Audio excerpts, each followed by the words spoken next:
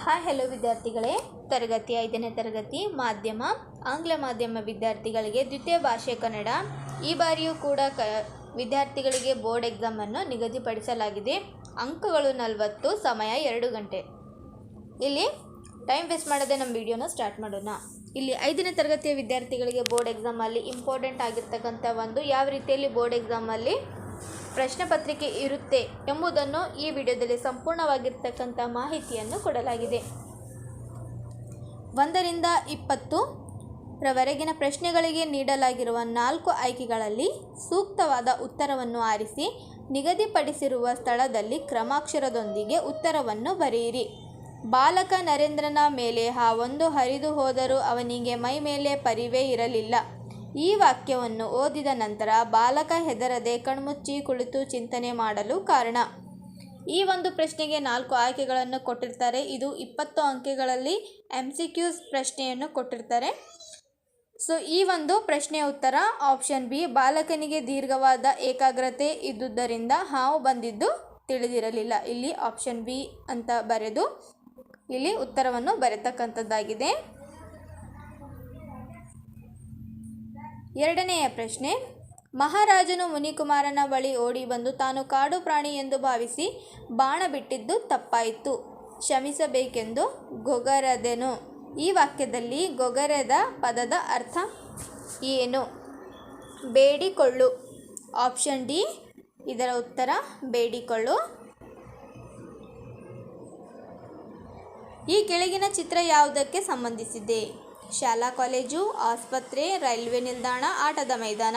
ಉತ್ತರ option B ಆಸ್ಪತ್ರೆ.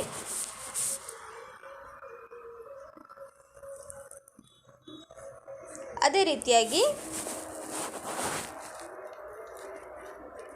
ಪ್ರಶ್ನೆ 4, ದರ್ಶನ ಮಾಡಲು ಬಂದೆ ಎನ್ನುತ್ತಾ ಬಡ ಮುದುಕಿ ಬಾಪುವಿನ ಪಾದಗಳನ್ನು ಮುಟ್ಟಿದಳು. ಈ ವಾಕ್ಯದಲ್ಲಿರುವ ಲೇಖನ ಚಿಹ್ನೆ? ಉದ್ಧರಣ. ಆಪ್ಷನ್ ಬಿ ಇದರ ಉತ್ತರವಾಗಿದೆ. ನಂತರ ಪ್ರಶ್ನೆ 5, ನಿನ್ನ ಗೆಳೆಯ ಗೆಳತಿಗೆ ಪತ್ರ ಬರೆಯುವಾಗ ಬಳಸುವ ಸೂಕ್ತ ಸಂಬೋಧನೆ? ಮಾನ್ಯರೇ, ಮಾತೃಶ್ರೀ, ಪ್ರೀತಿಯ ನಲ್ಮೆಯೇ, ಪೂಜ್ಯ ಗುರುಗಳೇ. ಆಪ್ಷನ್ ಸಿ ಪ್ರೀತಿಯ ನಲ್ಮೆಯೇ. ನಿಮ್ಮ ಗೆಳತಿ ಅಥವಾ ಗೆಳೆಯ ಅಥವಾ ಗೆಳತಿಗೆ ನೀವು ಪತ್ರವನ್ನು ಬರೆತಕ್ಕಂತಹ ಒಂದು ಸೂಕ್ತವಾಗಿರ್ತಕ್ಕಂಥ ಸಂಬೋಧನೆ ಅಂದರೆ ಪ್ರೀತಿಯ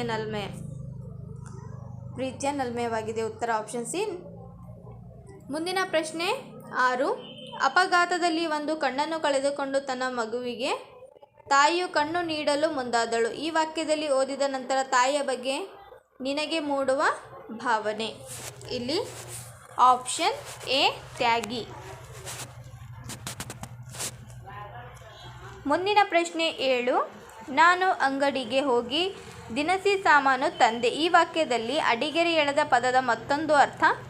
ತಂದೆ ಪದದ ಮತ್ತೊಂದು ಅರ್ಥ? ಆಪ್ಷನ್ ಎ ಅಪ್ಪ. ಪ್ರಶ್ನೆ 8, ಈ ಸೂಚನಾ ಫಲಕದ ಅರ್ಥ? ವಾಹನಗಳನ್ನು ಜೋರಾಗಿ ಓಡಿಸು. ಅಪಘಾತ ವಲಯ. ಶಾಲಾ ಮಕ್ಕಳು ಓಡಾಡುತ್ತಿರುತ್ತಾರೆ, ಆದ್ದರಿಂದ ನಿಧಾನವಾಗಿ ವಾಹನಗಳನ್ನು ಚಾಲನೆ ಮಾಡು. ನಡೆದುಕೊಂಡು ಹೋಗು. ಇದರ ಉತ್ತರ ಶಾಲಾ ಮಕ್ಕಳು ಓಡಾಡುತ್ತಿರುತ್ತಾರೆ, ಆದ್ದರಿಂದ ನಿಧಾನವಾಗಿ ವಾಹನಗಳನ್ನು ಚಾಲನೆ ಮಾಡು. ಆಪ್ಷನ್ ಸಿ ಇದರ ಉತ್ತರವಾಗಿದೆ. ಮುಂದಿನ ಪ್ರಶ್ನೆ 9, ಮೂಡಣ ರಂಗಸ್ಥಳದಲ್ಲಿ ನೆತ್ತರು. ಈ ವಾಕ್ಯದಲ್ಲಿ ಅಡಿಗೆರೆ ಎಳೆದ ಪದದ ಸಮಾನಾರ್ಥಕ ಪದ? ಇಲ್ಲಿ ಆಕಾಶ, ಬಣ್ಣ, ಪೂರ್ವ ದಿಕ್ಕು, ರಕ್ತ. ಇಲ್ಲಿ ಮೂಡಣ ಪದದ ಇನ್ನೊಂದು ಸಮಾನಾರ್ಥಕ ಪದ ಎಂದರೆ ಪೂರ್ವ ದಿಕ್ಕು. ಆಪ್ಷನ್ ಸಿ ಇದರ ಉತ್ತರವಾಗಿದೆ. ಈ ಕೆಳಗಿನ ಸಾಲಿನಲ್ಲಿ ಅಡಿಗೆರೆ ಎಳೆದ ಪದವನ್ನು ಬಿಡಿಸಿ ಬರೆದಾಗ ಮೊಸರು ಬೇಡಿ ಕೆಸರು ತುಳಿದಾನ ಕಂದಯ್ಯ. ಇದರ ಉತ್ತರ ಇಲ್ಲಿ ನಾವು ಬಿಡಿಸಿ ಬರೆದಾಗ ಇಲ್ಲಿ ಉತ್ತರ ಏನಾಗುತ್ತದೆ? ಮೊಸರು ಪ್ಲಸ್ ಬೇಡಿ. ಆಪ್ಷನ್ ಡಿ ಇದರ ಉತ್ತರವಾಗಿದೆ. ಮುಂದಿನ ಪ್ರಶ್ನೆ 11, ಈ ಕೆಳಗಿನ ವಾಕ್ಯಗಳನ್ನು ಓದಿ ತಾರ್ಕಿಕವಾಗಿ ಚಿಂತಿಸಿದಾಗ ಮೂಡುವ ಅರ್ಥ? ಆ ಮರದಲ್ಲಿ ಭೂತ ಇದೆ, ನೀವು ಈಗಲೇ ಜಾಗ ಬಿಟ್ಟು ಹೋಗಿ, ಇಲ್ಲದಿದ್ದರೆ ನಿಮ್ಮನ್ನೆಲ್ಲ ನುಂಗಿಬಿಡುತ್ತದೆ. ಇದರ ಉತ್ತರ ಆಪ್ಷನ್ ಸಿ. ಇಂತಹ ಭಯದ ಮಾತುಗಳನ್ನು ನಂಬಬಾರದು. ಆಪ್ಷನ್ ಸಿ ಇದರ ಉತ್ತರವಾಗಿದೆ. ಮುಂದಿನ ಪ್ರಶ್ನೆ 12. ಭೀಮನಿಗೆ ಬಗೆ ಬಗೆಯ ಭೋಜನಗಳನ್ನು ಕಂಡು ಆಸೆ ಆಯಿತು. ಈ ವಾಕ್ಯದಲ್ಲಿ ಅಡಿಗರು ಎಳೆದ ಪದದ ವಿರುದ್ಧಾರ್ಥಕ ಪದ. ಆಸೆ. ಆಪ್ಷನ್ ಸಿ ಇದರ ಉತ್ತರವಾಗಿದೆ.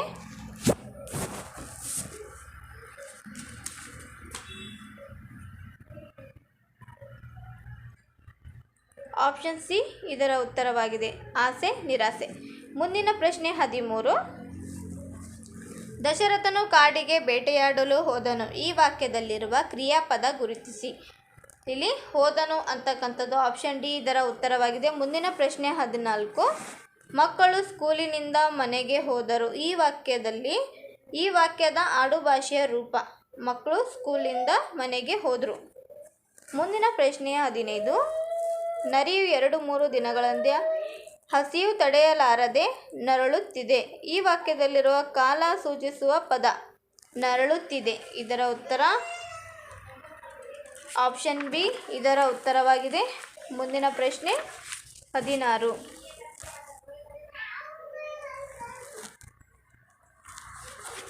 ಅವರೆಲ್ಲರೂ ಓಡಿ ಬಂದು ಆ ಹುಡುಗನಿಗೆ ಹಾವು ಹರಿದ ವಿಷಯ ತಿಳಿಸಿದರು. ಈ ವಾಕ್ಯದಲ್ಲಿ ಅಡಿಗರು ಎಳೆದ ಪದದ ಬಹುವಚನ ರೂಪ. ಹುಡುಗರು. ಆಪ್ಷನ್ ಬಿ ಇದರ ಉತ್ತರವಾಗಿದೆ. ಮುಂದಿನ ಪ್ರಶ್ನೆ 17. ನಿನ್ನ ಶಾಲೆಯ ಗೋಡೆಯ ಮೇಲೆ ಧೂಮಪಾನ ನಿಷೇಧದ ಬಗ್ಗೆ ಭಿತ್ತಿಪತ್ರ ಅಂಟಿಸಲಾಗಿದೆ. ಇದಕ್ಕೆ ಸಂಬಂಧಿಸಬಹುದಾದ ಘೋಷಣಾವಾಕ್ಯ. ಧೂಮಪಾನ ಆರೋಗ್ಯಕ್ಕೆ ಹಾನಿಕರ. ಆಪ್ಷನ್ ಬಿ ಇದರ ಉತ್ತರವಾಗಿದೆ. ಮುಂದಿನ ಪ್ರಶ್ನೆ 18. ಪಾಲಿಗೆ ಬಂದಿದ್ದು ಪಂಚಾಮೃತ. ಈ ಗಾದೆಯ ಒಳ ಅರ್ಥ. ಆಪ್ಷನ್ ಎ ನಮಗೆ ಸಿಕ್ಕಿರುವುದೇ ಶ್ರೇಷ್ಠವಾದುದು ಎಂದು ಭಾವಿಸಿ ಸ್ವೀಕರಿಸು. ಆಪ್ಷನ್ ಎ 18ನೇ ಉತ್ತರವಾಗಿದೆ. ಮುಂದಿನ ಪ್ರಶ್ನೆ 19. ನೆತ್ತಿಯಲ್ಲಿ ಉಂಬುವುದು ಸುತ್ತಲೂ ಸುರಿಯುವುದು. ಅಂದರೆ ಇದರ ಉತ್ತರ ಆಪ್ಷನ್ ಎ ಬೀಸುವ ಕಲ್ಲು. ಈ ಫಲಕವು ಸಾರುವ ಸಂದೇಶ. ಕಾಡು ಉಳಿದರೆ ನಾಡು ಉಳಿದಿತು. ಆಪ್ಷನ್ ಎ ಕಾಡಿನ ಮಹತ್ವ.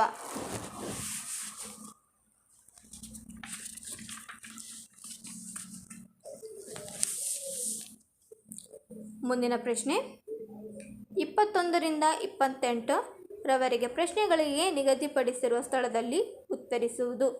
ಈ ಚಿತ್ರವನ್ನು ಗಮನಿಸಿದ ನಂತರ ಮೊಬೈಲ್ ವ್ಯಸನದ ಬಗ್ಗೆ ಕನಿಷ್ಠ 3 ಸಾಲುಗಳಲ್ಲಿ ನಿಮ್ಮ ಮಾತುಗಳಲ್ಲಿ ಬರೆಯಿರಿ. ನಿಮ್ಮ ಮಾತುಗಳಲ್ಲಿ ಇಲ್ಲಿ ಮೊಬೈಲ್ ವ್ಯಸನ ಅಂದರೆ ನಮಗೆ ಒಂದು ಅಭ್ಯಾಸ ಇರುತ್ತೆ. ಮೊಬೈಲ್ ಬಗ್ಗೆ ಯಾವ ರೀತಿಯಲ್ಲಿ ನಮ್ಮ ಅಭ್ಯಾಸಗಳು ಇರುತ್ತವೆ ಆ ಅಭ್ಯಾಸವನ್ನು ಬರೆತಕ್ಕಂಥದ್ದು ಉತ್ತರ. ಈ ಹುಡುಗ ಸ್ಮಾರ್ಟ್ಫೋನ್ ವ್ಯಸನವಾಗಿದ್ದಾನೆ ಅಂದರೆ ಉಪಯೋಗವನ್ನು ಮಾಡುತ್ತಿದ್ದಾನೆ. ಆನ್ಲೈನ್ ಪ್ರಪಂಚ ಅತ್ಯಂತ ವ್ಯಸನವಾಗಿದೆ. ಆದ್ದರಿಂದ ಅತಿಯಾಗಿ ಮೊಬೈಲ್ ಬಳಸುವುದರಿಂದ ಇಲ್ಲಿ ಈ ಹುಡುಗನನ್ನು ನಾವು ನೋಡಬಹುದಾಗಿದೆ.